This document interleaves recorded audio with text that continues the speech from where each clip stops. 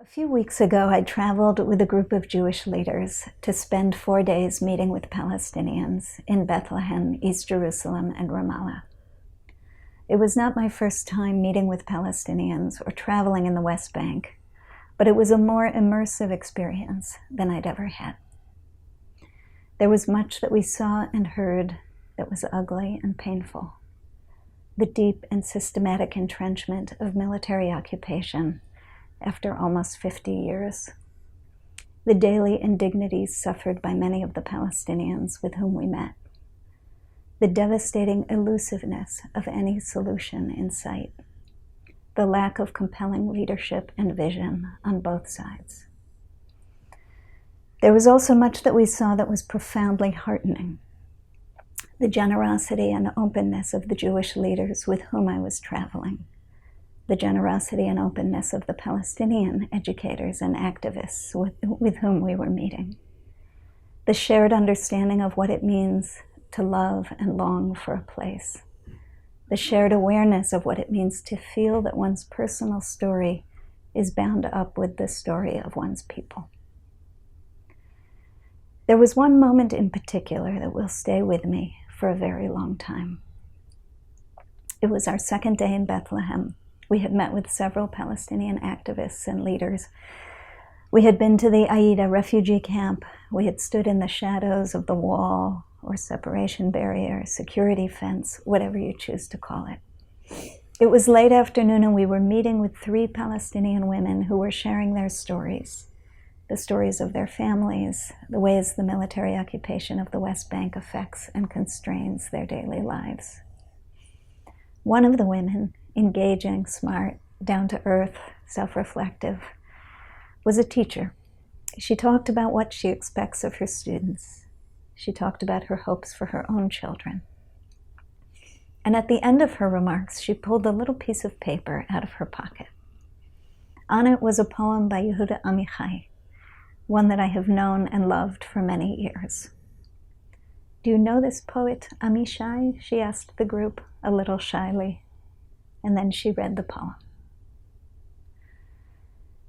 On a roof in the old city, laundry hanging in the late afternoon sunlight, the white sheet of a woman who is my enemy, the towel of a man who is my enemy, to wipe off the sweat of his brow. In the sky of the old city, a kite. At the other end of the string, a child I can't see because of the wall. We have put up many flags. They have put up many flags to make us think that they're happy, to make them think that we're happy. There was something breathtaking about hearing this poem that I've known for so many years in the voice of a Palestinian school teacher in Bethlehem. Anyone who's acquainted with Jerusalem knows that it is a city of walls. Amichai, who is intimately acquainted with both the physical landscape of Jerusalem and the Jerusalem of the Bible and the traditional prayer book, knows that the rooftops and walls of Jerusalem evoke deep and ancient associations in the Jewish psyche. It was on a rooftop in the old city that King David saw Bathsheba and admired her beauty. In our daily prayers, we recite the phrase, Tivnei chomot Yerushalayim, build the walls of Jerusalem. Walls and rooftops. Here in this poem, written in the late 60s, shortly after the 1967 war and the reunification of Jerusalem, Amichai is playing with these ancient images and recasting them in a new light. He's reminding us that the reunification of Jerusalem was anything but a unification. The walls that divided East and West, the walls that divided the Jewish quarter from the Muslim quarter, told a different story, one of profound separation, of invisibility, one in which the child's kite can be seen, but the child himself or herself is invisible. In the first stanza of the poem, the afternoon light illumines the intimate truth that the walls of the city try to hide. Against the backdrop of ancient associations and contemporary conflicts hangs the laundry of our enemy, a towel, a cloth to wipe the sweat from the brow. It's not coincidental that Amichai borrows a phrase from the book of Genesis here. We are transported all the way back to Adam Harishon, the first human being, who is destined to work the earth by the sweat of his brow. Amichai quietly reminds himself and his readers, my enemy is a descendant of that first human being, as am I. This is the intimate truth of our lives, behind and beyond whatever walls we build. We toil, we wipe the sweat from our brow. We get dirty, we wash our clothes, sheets, towels, we hang them to dry. In other words, we are human. Part of what gives the poem its power is that Amichai doesn't simply slip into the comfort of our shared humanity. With his sparse and deceptively simple language, he insists that our enemies do laundry, our enemies hang sheets and towels. This doesn't in fact mean that they are not our enemies.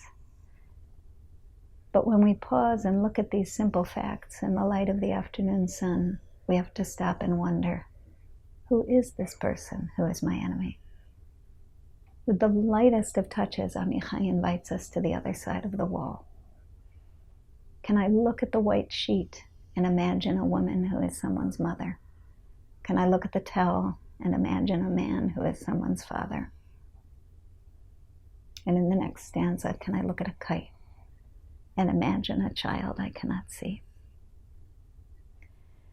Then in the final stanza, playfully, painfully, suddenly we see the sheets and towels and kites and flags as one, a great and tragic game of hide and seek, in which each side is hiding its pain from the other.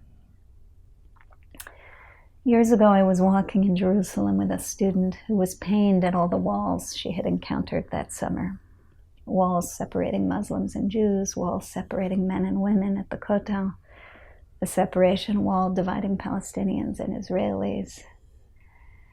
She, a religious Jew, said to me, I don't know if I can ever pray again for God to build the walls of Jerusalem. It feels to me like what we need is exactly the opposite, to break down some of these walls that divide us from each other. Last week we celebrated the holiday of Passover and the Exodus from Egypt. As I was preparing for the Seders, I went back to some of my favorite midrashim, favorite rabbinic commentaries. And I returned to one that I heard in a new way after my recent visit to the Palestinian territories. It's a brief commentary about Pharaoh's daughter that appears in Tractate Megillah of the Babylonian Talmud.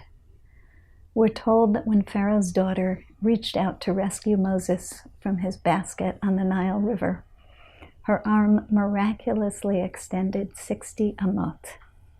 Vatishlach amata is read here not as she sent her handmaid, but as her arm extended 60 amot, 60 arms lengths. In other words, the Talmud seems to be hinting, in the moment that the daughter of the Egyptian king disobeyed the decree, heard the cry of the Hebrew child, and reached out to save him, she was not simply reaching down from the river's edge. She was reaching out across vast distances of nationality, religion, class, position, and privilege. In other words, the rabbis remind us, this was no small reach. One of the paradoxes I'm holding as I think about the walls I saw in Israel and Palestine last month, as I think about the walls of the old city in Amichai's poem, as I think about the walls in my own heart, I think this is no small reach. We need to have compassion for ourselves and each other as we try to expand the horizon of our hearts. And then I also think, perhaps if we start by extending ourselves just a little, it will not actually seem quite so far. Perhaps we'll be met by someone else with an outstretched arm, someone with a poem in her pocket, someone from the other side of the wall who's also tired of pretending that everything is okay.